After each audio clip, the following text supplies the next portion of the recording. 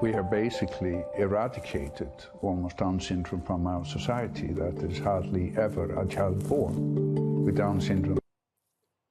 It has been a controversial practice in Iceland for years, as they have terminated pregnancies after a test shows a higher risk for Down syndrome. We all know that many of those tests have false positives in them in the early stages of pregnancy. So Iceland now has a 100% termination rate after the screening indicates that, compared to the United States, which has a rate of 67%. It is a statistic that the Vatican is now speaking out about. They would like to see that number drop to zero, of course. Earlier this week, the Holy See sent parents of children with Down syndrome to a conference at the United Nations, calling out countries like Iceland and the United States, noting that the U.S. has laws that protect the eggs of bald eagles and sea turtles, but none to protect children who are born with Down syndrome. Dr. Gina Loudon, psychology expert and creator of the nonprofit They All Have Names, to help families adopt children like her son Samuel, who has Down syndrome. She's devoted a huge part of her life to this and many other things. Gina,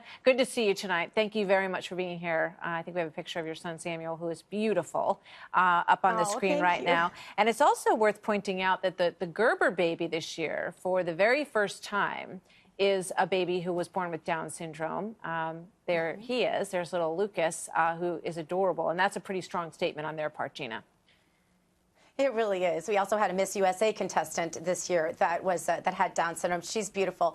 People with Down syndrome are accomplishing major things, Martha, and that's why I'm so glad that you're covering this story, and also that FoxNews.com printed my op-ed today on all of this, because this story is really culminating in what is sort of a cultural clash when we are talking in terms of eradication of an entire group of people that do nothing, inflict no harm. Name one time where you've ever heard of anyone with Down syndrome hurting anyone else, right? It doesn't happen. And yet we're talking about eradicating them. We talk about eradicating pests from our house. We talk about eradicating deadly diseases. We don't talk about eradicating people. You don't have to be Catholic to be pro-life and realize that adoption, like my family and I enjoy with my son Samuel, is a much better option than abortion or certainly any sort of eradication. Yeah. You know, one of the things that has, I think, promoted this in some ways are these